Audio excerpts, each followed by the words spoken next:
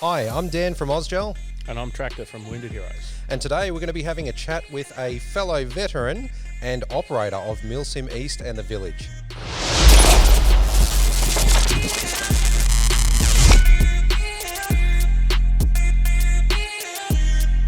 So firstly, thanks for joining us, Travis. Much appreciated, mate. Now, I know that you are operating an awesome gel ball field down there in Wacol. Been there many times, really enjoyed it. But also, you're a massive advocate for Wounded Heroes, a charity for veterans of defence. And that saw you recently have an interview on The Project, Channel 10. Tell us about that experience, mate. So they did it over a day. Obviously, it was Steve Price that came up and interviewed us. It was all before COVID, so it was a bit easier then. But Yep. I was very nervous, I'll be honest. And he asked some hard questions. Obviously, there's a lot of editing and that sort of stuff, so Yeah. maybe 10% of what we talked about got through and got Yep. onto the project. Oh, that's cool. What was Steve Price like as a bloke? Really short. Yeah. Awesome guy, but way shorter than I expected. Because Yeah. obviously you see people on TV, they try and keep their heads Yeah. all at the same level, and he's a short fella, but he's got a real presence. Yeah. Oh, that's great, mate. And now he's more heavily involved in Wounded Heroes, from what I understand. Yeah, well, he's got a family member that's a veteran, so he's got a real personal connection to the veteran space, Yeah. and he's basically representing us in the media now, so that's fantastic. Outstanding. What a good bloke. Now, hats off to you as well for your work with Wounded Heroes. I know that it is greatly appreciated by many people, including many who are watching this podcast. So thanks again, mate. Now, let's talk about the field, though. You've got the junkyard there in Milsim East in the Village. Tell us a little bit about that and where it all started. Yeah, well, the junkyard wasn't sort of what we first did.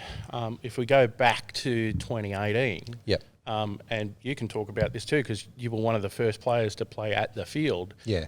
We had inflatables and we had them up on a rugby field. I remember that. So that's how we first tried, just to give it a try, see if there was enough people out west to be interested in that sort of thing. And then from there, we went into CQB. Yep. And we used to set up a different CQB field every week on a Friday. Oh, that's where you had all the the- wood panels that Yep. would come out, and oh, geez, what a job that would have been. It was a massive, massive volunteer effort. Yeah. And everyone's got jobs and whatnot, so you'd end up with one or two people every Friday hammering and nailing. And Wow. we had 170 walls that we'd put up. And look, it was awesome fun, but on a Sunday afternoon, you really just wanted to have a beer and go home. That's right, because you had Mark Jones at Next Gen Blasters. Hey, Mark. He used to come out and help out with all that as well. Yeah, from well, what I he's a remember, tradie, yeah. and there's lots of guys that used to help, and we Yeah. burned a few people out getting them to do too much. But Yeah. it was.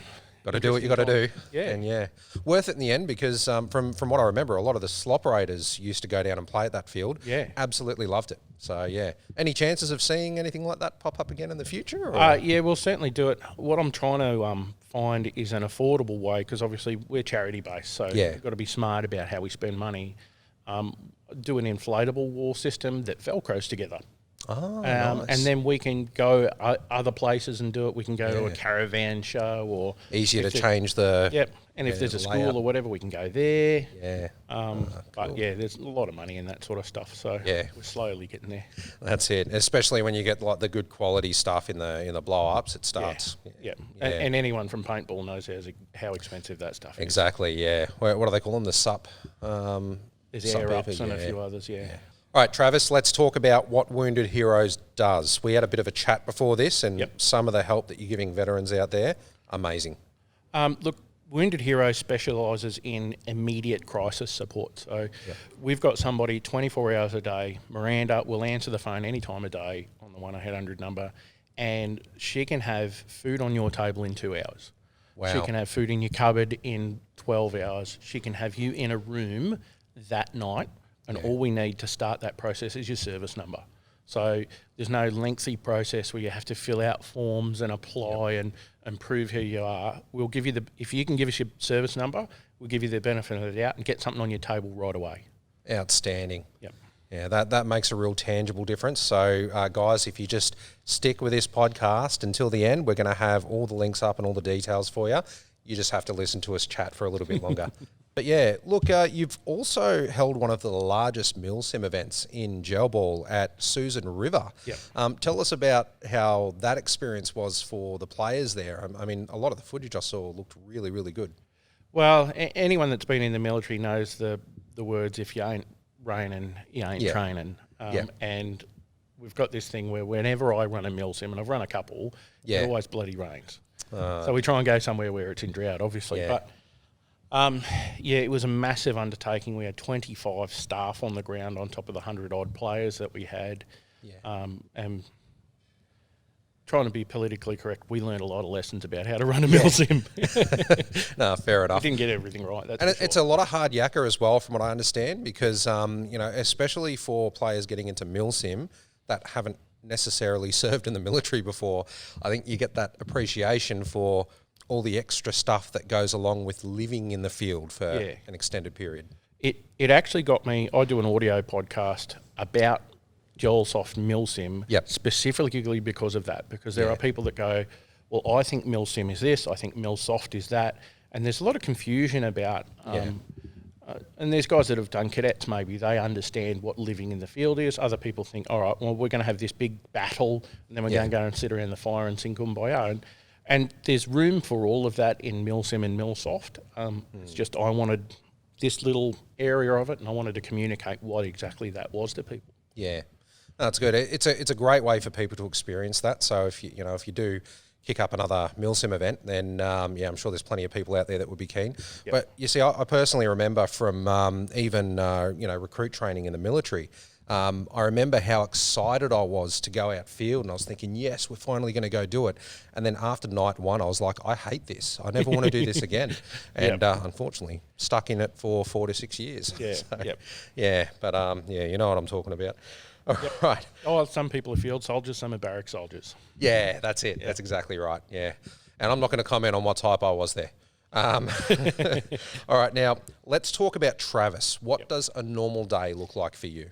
Well, for the last couple of months, it's been watering. Yep. Because So that's the field you're talking about there? The other hat that I wear at Wounded Heroes is I'm the facilities manager there. Yep. So the 33 acres that we've got, I do all the mowing, all the watering, all the fence repairs, all that stuff. That's my day-to-day work. So it's either I'm mowing 3 days a week or I'm watering 3 days a week. There's no in between. Well, mate, you do a good job there, I can tell you that. That recent speedball event at Wacol, the condition of the grass, I remember what that looked like before the event, and it was a dust bowl. Yep. And for you to get it to that point, mate, that was quite an accomplishment. Yep. Really good. Thanks. Yeah. All right, now, has COVID changed the way that you operate now? Massively. How so? Well, for example, we don't have what we call an open gate. So people come to the gate and they wait there, they get temperature checked, and then they come in. Obviously, there's a lot of recording and taking of details and all that. So we've gone to an online system, so people have to book in advance. Whereas for that contact tracing, yeah. It's a pain in the bum, but it is what it is. It makes that record keeping very simple. But that means that somebody can't just go, I'll go gel balling today and just rock up. Which is really hard, and it's hard on your heart to go, oh, sorry, I can't let you in. But there's a lot of little bits and pieces about cleaning, and we've changed the facilities we've got there. We've got a massive canteen now. We used to operate out of a tent and then out of a container, so there's cleaning and maintenance. And I did enjoy that facility as well. Same, like the media crew that's behind the camera at the moment, they enjoyed that on the day as well. It was really good. Oh, it's good to have a slushy on a hot day. Oh, yeah, absolutely, especially a day like that. That was nuts. Yep. Yeah, all right. Now, are there any sentiments of people outside our gel ball community that make you upset or you feel misrepresents our community? Look, as everyone would, the Karens of the world upset me. Because a lot of them come to this with assumptions about what gun culture is. Yeah. And anyone that plays GelSoft, we're not a gun culture. No. 90% of people that are GelSofting don't own real guns, don't want to own real guns, not interested in shooting animals or killing things or any of that stuff. Yep. They're just average people that want to have a bit of sport and a bit of fun. Exactly. Yeah. No, I totally agree. I mean, even when I was looking into GelSoft from the outside, I did notice that, a lot of people were joining to play the sport side, or they were joining because they wanted to do the milsim side. I mean, there's a few options there, but none of it was to get into real firearms or harming animals or anything like that. So, and there's one guy I specifically think of when anyone asks me that question. He's a veteran, did Iraq, did Afghanistan. He is not remotely interested in firearms. He's been there, done that for real, doesn't want to do that again. Yeah. But he gel softs with his son. Yeah, good on him. Because that's something they can do together. It's a shared experience. He's got pretty bad PTSD, so it's quality time they can spend together on something they've got in common. Exactly. I mean, there's other veterans out there with the exact same story. I mean, Andy Fermo was a prime example. We had him here on the podcast just recently. One of the things he does now is brings his son out to play gel ball, and it's common ground for them. So, really positive thing.